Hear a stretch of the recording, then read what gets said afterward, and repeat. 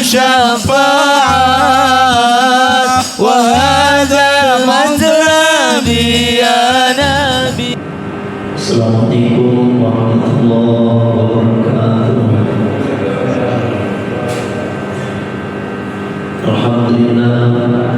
Alhamdulillah rabbil alamin.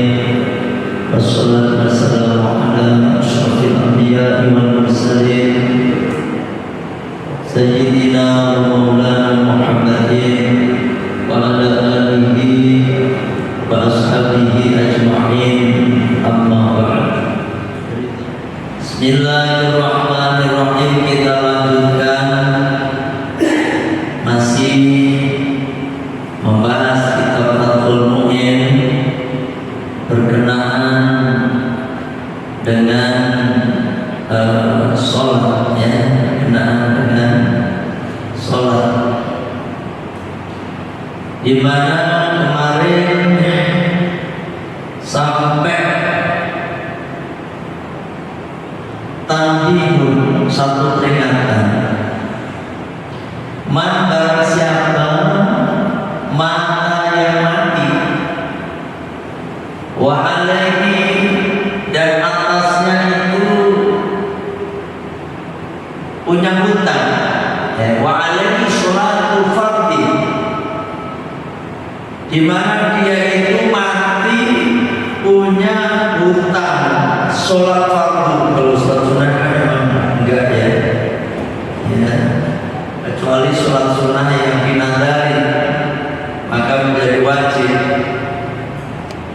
Wah, ini bagaimana kalau orang mati tapi dia punya hutang sholat fardu? Di dalam kitab Fathul ini dengan tegas mengatakan lam tutup, maka tidak dipotong. Artinya tidak boleh dipotong, ya kan? Sama siapa? Sama orang lain. Wa tufdah anhu, dan juga tidak dibayar fidyahnya, ya. Jadi tidak boleh dipotong, tidak boleh dibayar fidyahnya. Karena apa? Karena memang sholat fardu itu fardu ain, di mana selama akalnya masih ada maka tidak ada alasan untuk tidak sholat, ya.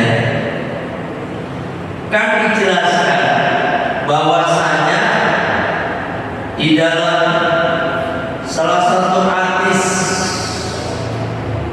yang diriwayatkan oleh Sayyidina Imran, ya, sahabat Imran bin Husain radhiyallahu anhu, beliau berkata, karena telah ada padaku bawasir sakit pasir.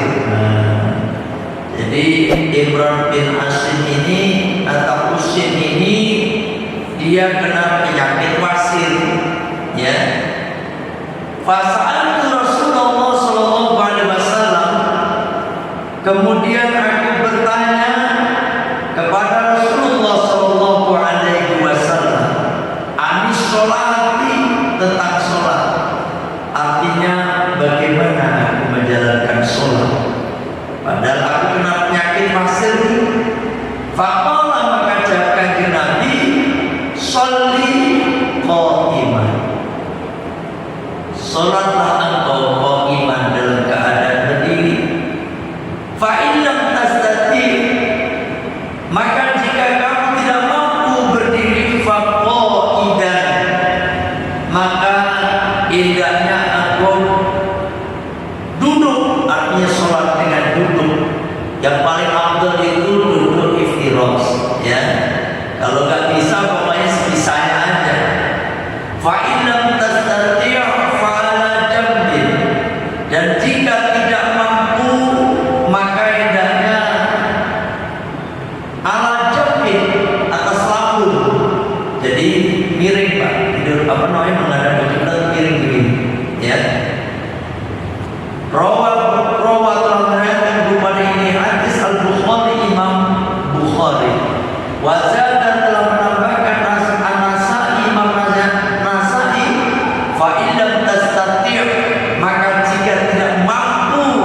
tidur miring, famus talqiyan, maka hendaknya tidur terlentang.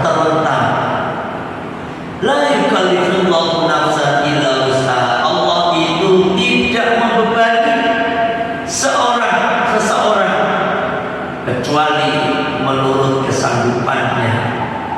Ini bahkan ada tambahan, kalau udah terlentang, ya kan, itu pasti pakai isyarat mata. Allahu Akbar, Allahu Akbar. Dan begitu diganjel, kepalanya diganjel. Ya. Nah, ini artinya apa? Selama akal masih ada di badan, maka dia wajib sholat, walaupun kena stroke total. Alhamdulillah, ya Allah, kena stroke total, nggak bisa apa-apa, tapi masih bisa komunikasi, ya toh? Semua badannya nggak bisa digerakin, cuma masih bisa komunikasi. Ciri-ciri biasa diajak komunikasi itu masih nyambung kalau diajak ngomong. Pak, makanya Pak, itu berarti masih nyambung, ya kan? Itu wajib sholat Pak, sampai segitunya.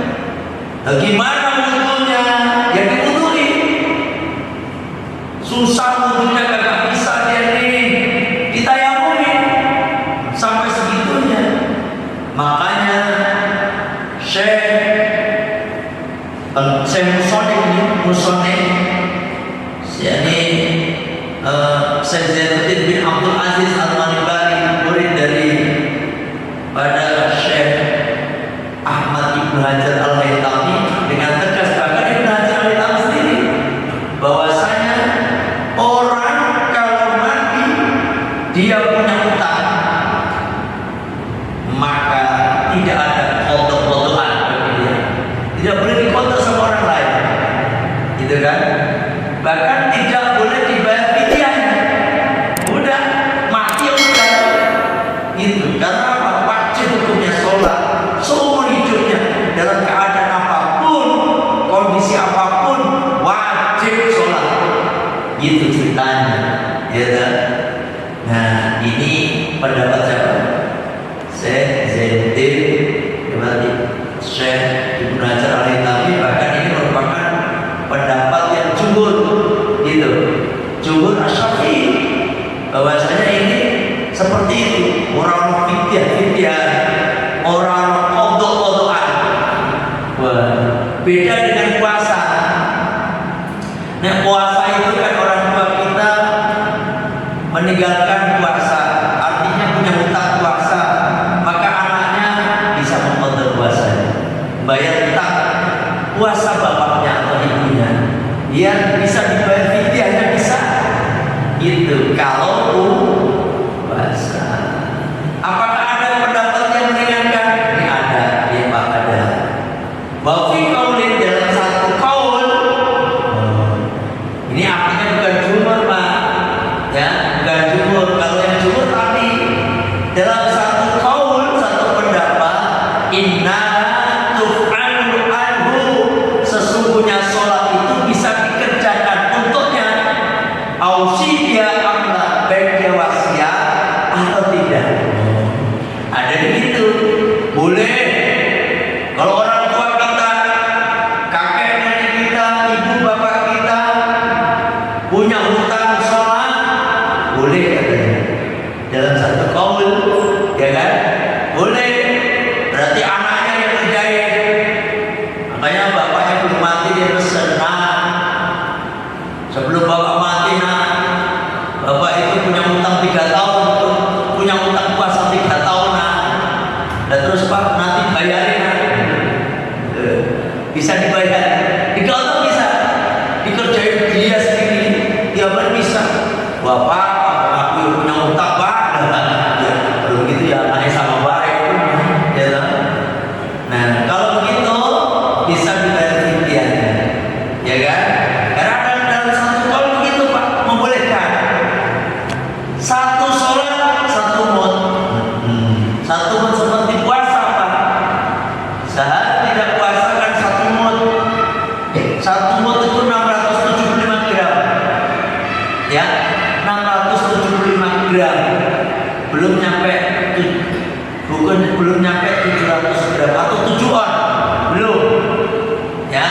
Jadi 6,75 on. Gitu.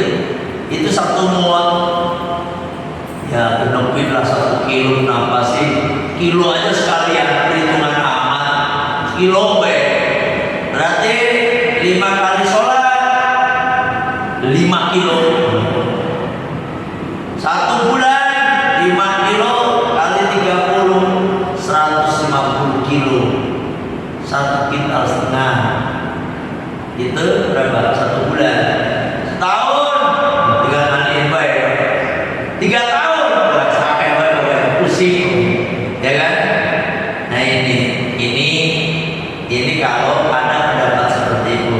Itu tapi jumhur Syafi'i mengatakan orang ada qadha-qadhaan, tidak ada fidyah karena sholat wajib hukumnya dia selama akalnya masih ada. Walaupun sehat badannya, seger kuarasan badannya ini, tapi edan orang wong edan wajib sholat, wajib qadha enggak. Tergantung juga kalau edannya sengaja. Mana enggak edan sengaja? Gila nih. Ada nggak orang edan sengaja? Ada, bisa Pak. Kayak gini Pak, orang edan sengaja itu kepalanya dijedot-jedotin ke tembok, dong, langsung dia kelengar, tiba-tiba kagak bisa pindah. Nah, ini sengaja dia. Suatu saat dia sembuh wajib qadha. Tapi kalau edannya nggak sengaja, nggak wajib qadha. Ya kan? Itu Pak. Karena apa? Akan selalu dianggap kepada ini pendapat Al-Ibadi, Syekh Al-Ibadi.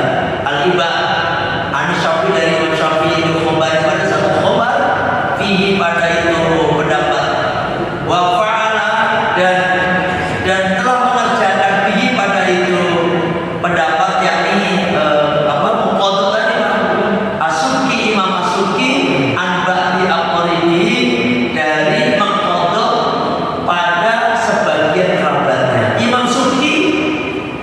Imam Subki salah satu imam dalam mazhab Syafi'i pernah mengqadha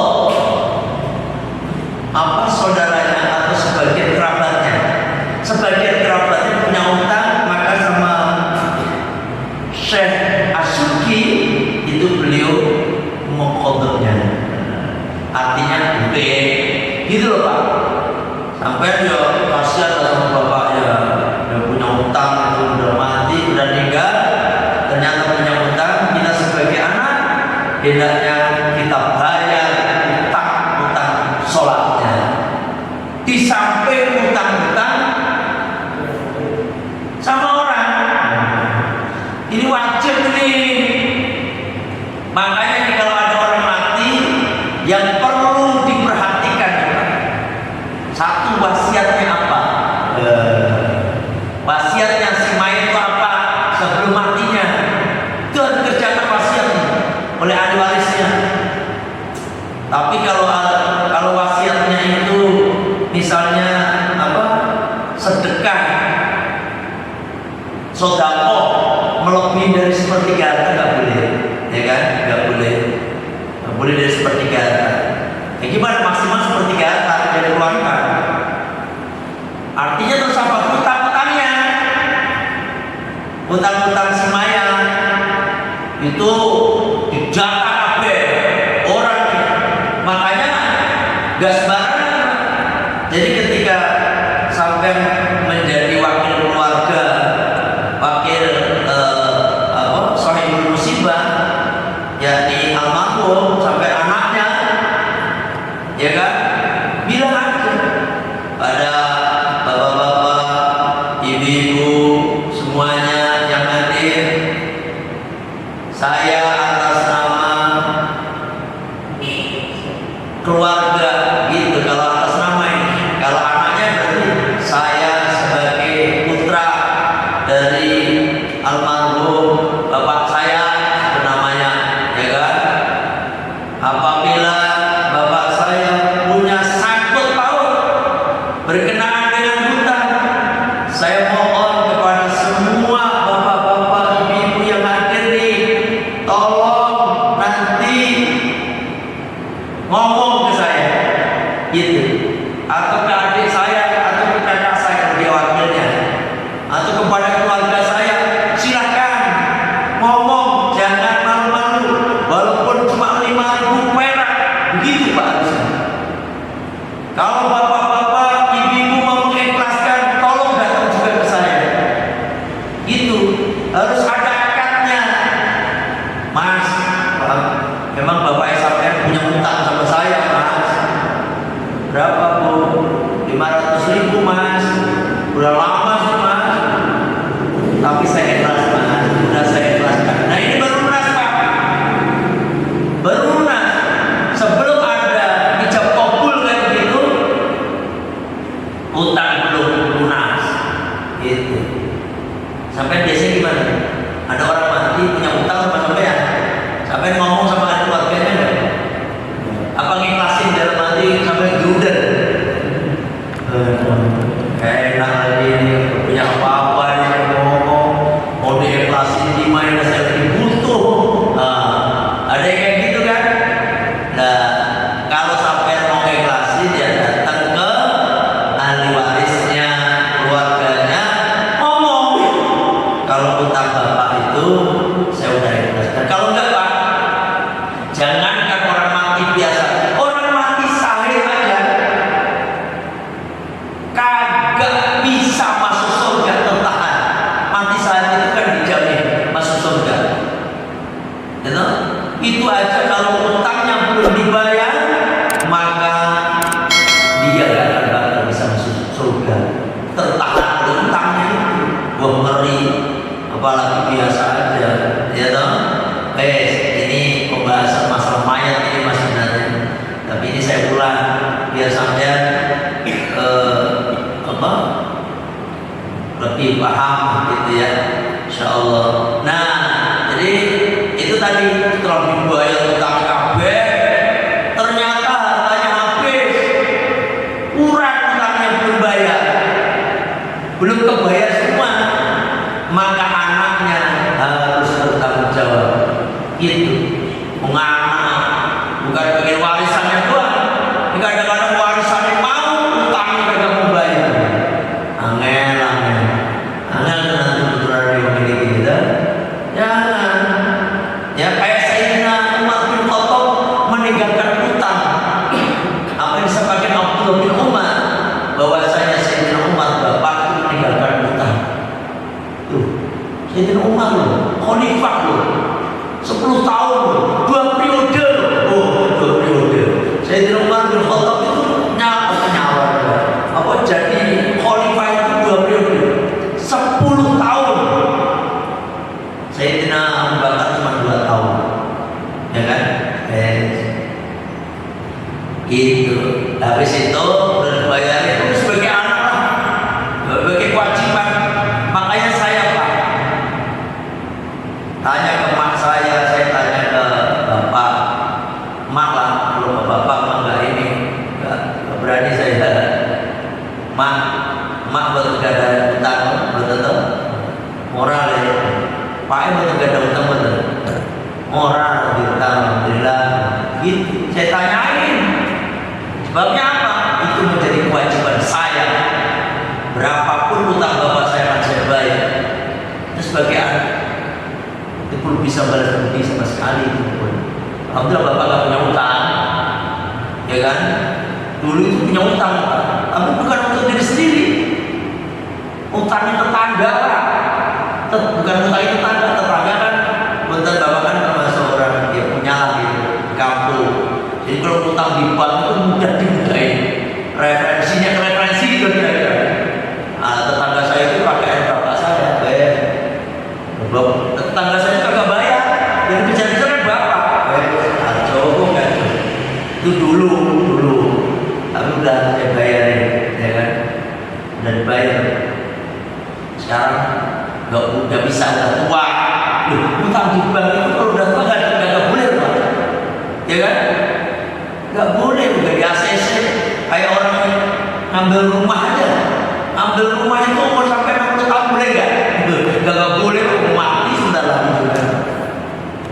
saya ketemu sama guru sanawiyah. Habis sholat zuhur ketemu guru itu. Saya sejak pertama di situ tuh ketemu guru ini. Bapak ini masih ada belum pensiun? Saya nanya, loh Pak, kapan pensiun Pak? Ceritanya begitu saya. Kapan? Masih lama Pak Ji, katanya. Selama kapan? Ya tahun 30 katanya, 6 tahun lalu. Iya, umur Bapak berapa ya? 54. Berarti emang guru itu 60 tahun ya? Ada yang jadi guru nih? Ada yang jadi guru ya? 60 tahun ya? Itu artinya kalau udah 60 tahun, nunggu 3 tahun wassalam. Kalau umuran kaji Nabi ya kan? Nah ini Allah Akbar ya. Nah setelah semua utangnya dibayar, kalau ada lebihannya bagi-bagi warisannya.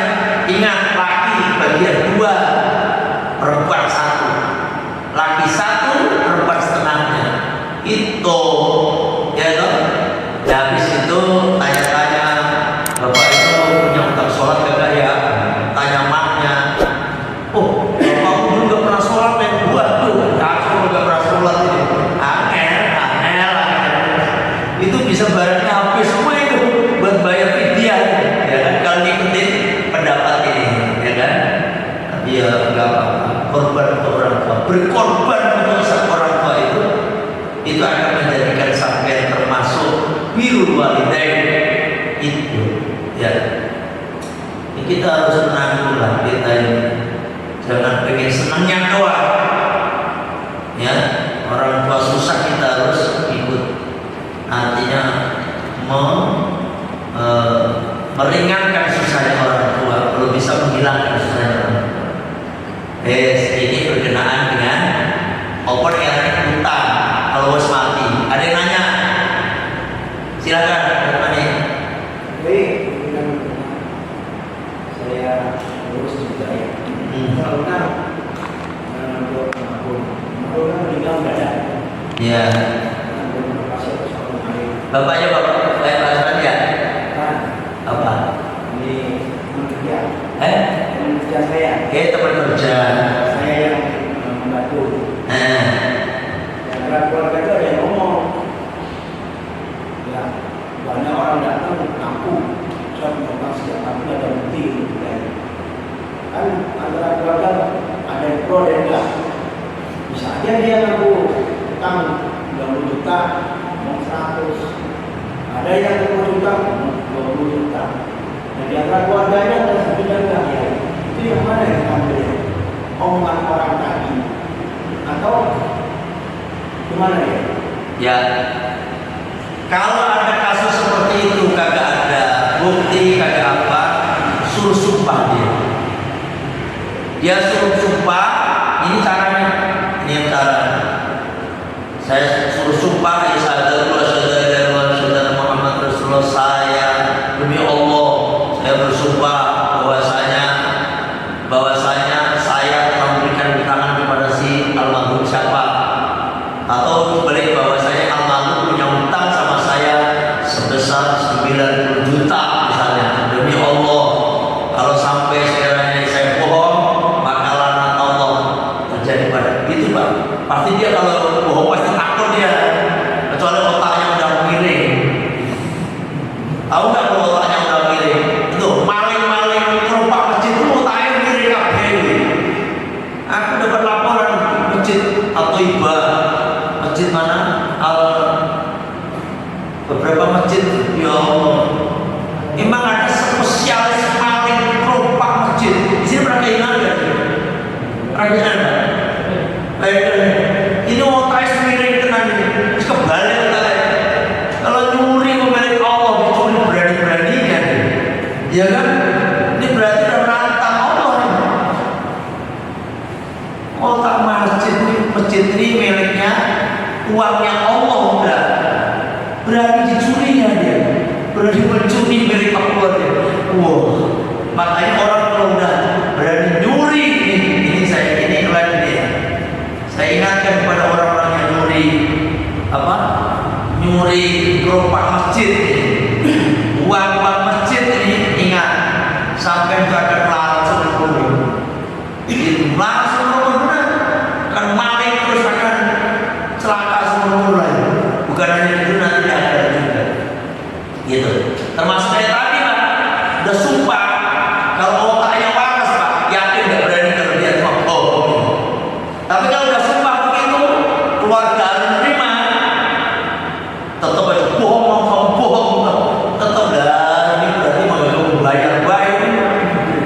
ya kan? Gitu, gitu Pak, ya. Kayak saya, uang saya juga berapa 30 juta di tempat orang, ya itu mah ya susah dia mati dia, meninggal dia, kesian mati. Ya itu mau kerja sama bengkel rame loh, ngomongnya kagak punya untung lah, ya mulai habis sholat terus ya meninggal. Saya tanya ke, ada bukti-buktinya? Ada. Warganya itu urusan almarhum tuh Pak Haji, katanya ya belum salah. Dan almarhum udah mati, kemudian gue coba sange. Padahal dia punya rumah, punya saudara, punya tapi ternyata bukan saya doang. Anggota TNI Pak siapa itu juga kena. Dia lebih banyak kan, 60 juta atau berapa? Pokoknya gitu. Gimana alami? Udah nanti di akhirat aja. Di akhirat, wah dia kagak pernah sholat, dia gak punya amal misalnya. Sampai amal kita, dosa-dosa kita akan diberikan kepada dia. Tenang, ya kan? Ya, itu Pak. Jadi susu papanya itu, kalau emang dia berani, berarti ya emang dia bener-bener Pak. Karena orang utang itu ada yang punya bukti, ya kan? Main percaya aja gitu. Kadang-kadang orang yang niat jadi, ayo gak kenal saya aja, gitu kadang-kadang. Suruh pakai apa namanya, tanda terima segala macam gitu. Oh, ayo gak percaya aja sama saya, gitu. Gak boleh Pak. Kalau berutang catat itu wajib loh. Itu ada aturannya dalam di bab utang piutang itu, ketika sampai pinjam uang atau pinjamkan uang wajib dicatat dan disaksikan dua orang kalau bisa. Kalau nggak disaksikan paling tidak dicatat, ada buktinya, tanda tangan. Itu ya. Mana silakan balik. Ada nanya? Oh, makanya saya pesan untuk sholat ini dalam kondisi apapun kerjakan. Kalau nggak bisa ya dikolok, ya kayak masalahnya bis, ketinggalan bis di tengah di jalan segala macam, itu gimana cara bukan dikodok? Pak, kita punya kewajiban, bahwasanya kewajiban kita satu sholat, yang kedua sholat itu dikerjakan di waktunya, wajib. Nggak bisa di waktunya ya di luar waktunya, tapi tetap wajib sampai kerjakan. Kalau enggak ya dosa. Riba, ngeri. Sekali kagak sholat itu harus ditebus di neraka. Nabi bilang dari 80 tahun di neraka. Sekali kagak sholat. Dari semalam dimakan 400 tahun. Gimana coba? Makanya jangan sampai ya, karena sholat itu ibadah yang paling utama di antara ibadah-ibadah yang lain. Ya, kita lanjutkan. Wa yu'maru, dan diperintahkan dusita, orang yang mempunyai anak. Yang punya anak Pak. Dakaron, baik itu anak laki-laki, au unta, wa unta, atau ada anak perempuan. Dakaron wa unta, baik itu anak laki-laki maupun perempuan. Mumayyizun, yang tamyiz. Mumayyiz sudah tamyiz. Apa yang dimaksud dengan tamyiz? Bi ansoro yakulu wa yashrabu wa yastaji wahdahu. Yang namanya tamyiz itu ya, dia udah bisa makan sendiri, udah bisa minum sendiri, udah bisa istinja sendiri, cebok sendiri. Itu berarti udah tamyiz Pak. Ya. Rata-rata umur tamyiz itu berapa tahun ya? Anak bisa cebok sendiri itu berapa? Pak,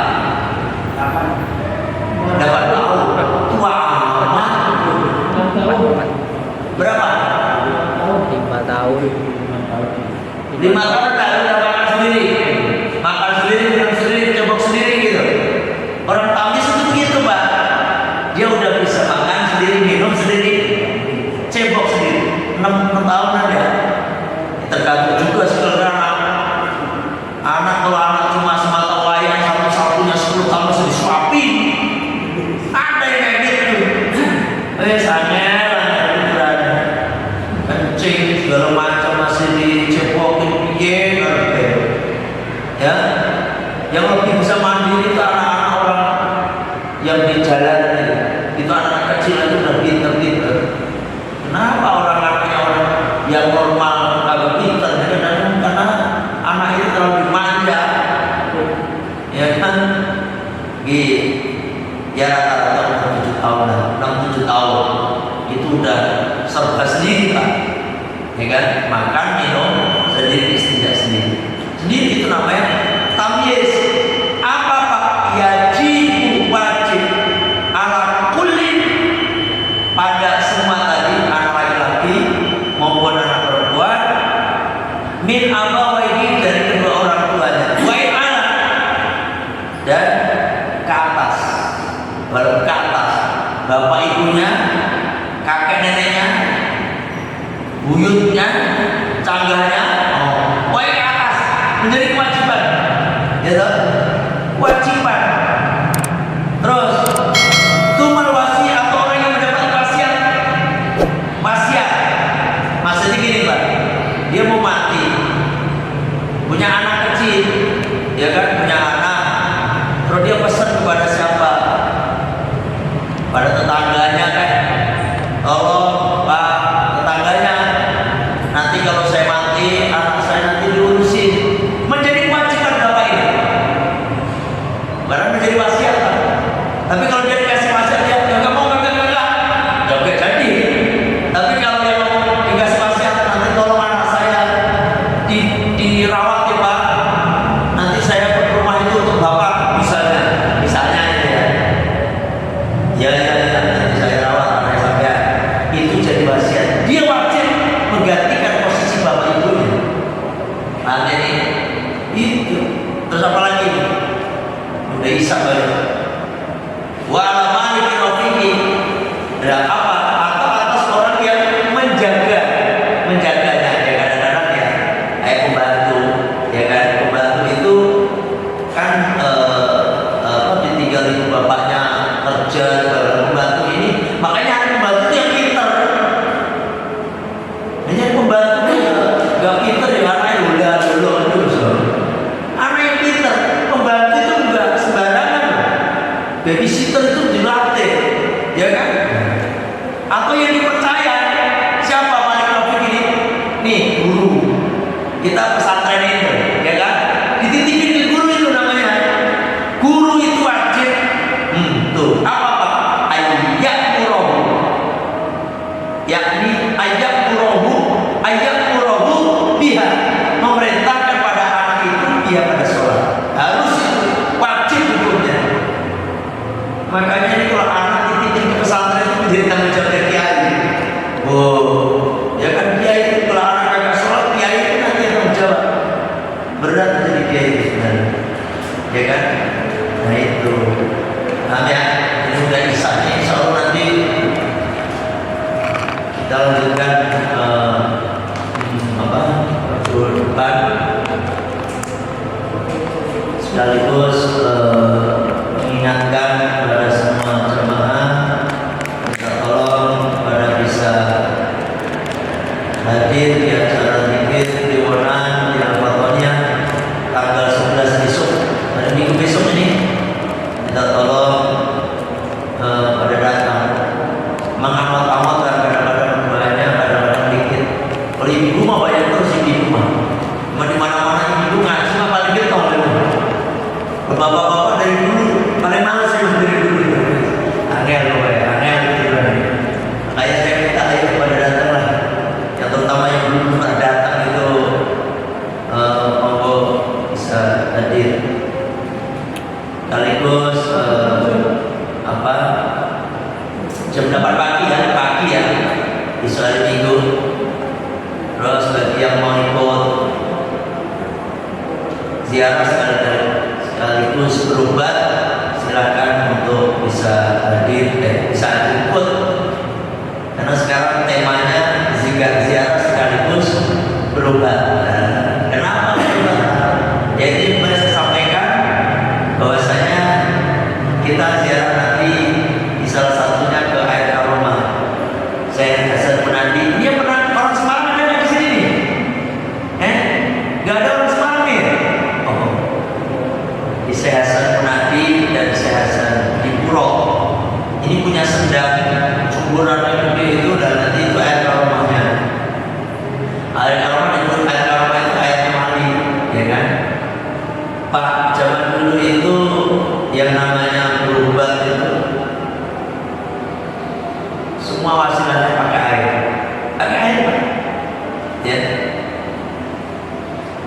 Zaman Kanjeng Nabi kan nggak ada putre, sakit kepala kan nggak ada, kagak ada enterostop gitu. Untuk apa? Sakit perut korajen, kalpanak murah, obat gatal. Rata-rata dulu itu pakai air, gitu. Ini bukan syirik ini, jangan salah terima. Karena ini wasilah aja. Bahkan kalau di air Karomah Syekh Munadi itu, terutama orang-orang yang nyakit gila, obat di situ cepat banget sembuhnya. Gila.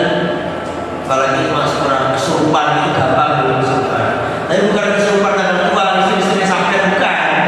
Kesurupan dalam tua itu. Ya, sama yang nakal-nakal mandi di situ. Sama pokoknya segala macam deh, insya Allah, ya kan? Insya Allah macam-macam penyakit. Dulu kan kalau ada penyakit dikasih doa, minum, ya kan? Diminum. Kalau diminum ada kagak empat dimandiin, nah gitu kan dulu. Makanya ini sekarang kita sudah temanya ziarah keluarga besar Al-Fathomiyah tahun 2024 ini ziarah plus berobat untuk penyakit segala macam. Saya sudah membuktikan sendiri. Kemarin saya waktu survei itu bulan PP itu, saya padahal udah capek, soalnya mau balik itu besok rencananya, mau tidur di Ungaran sana, habis mandi itu Pak, niat, karena saya kan orangnya nggak punya keluhan apa-apa.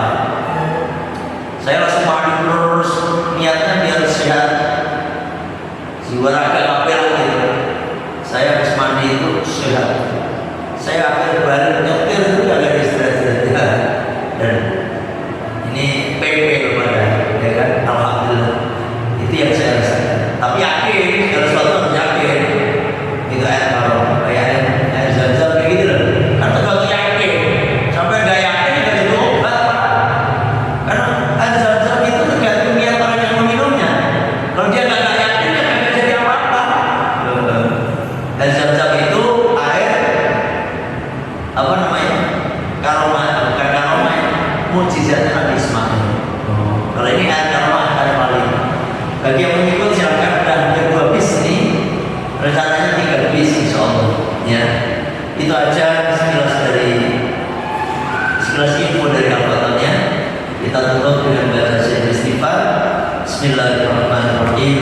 Allahumma anta rabbi la ilaha illa anta khalaqtani wa ana 'abduka wa ana 'ala ahdika wa wa'dika mastata'tu a'udzu bika min syarri ma sana'tu abu'u laka bi ni'matika 'alayya wa abu'u bi dhanbi faghfir li fa innahu la yaghfiru dhunuba illa anta astaghfirullahal azim astaghfirullahal azim astaghfirullahal azim subhanaka allahumma wa bihamdika asyhadu an la ilaha illa anta astaghfiruka wa atubu ilaik. Alhamdulillah. Assalamualaikum warahmatullahi wabarakatuh.